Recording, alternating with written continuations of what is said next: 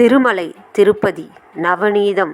அதாவது நவநீத பெருமாள் என்றால் வெண்ணெய் திருடிய பெருமாள் என்று பொருள்.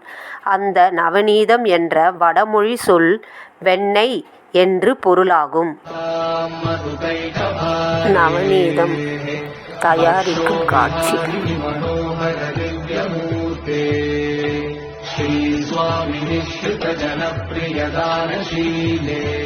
श्रीवेङ्कटेशनयिते नम सुप्रभातम्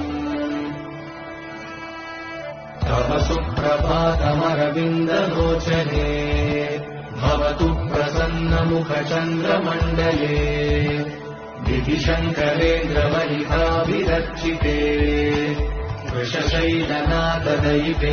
நவநீதத்தை படைப்பதற்காக பெருமாளுக்கு எடுத்து செல்கின்றார்கள். கோவிந்தா கோவிந்தா கோவிந்தா கோவிந்தா.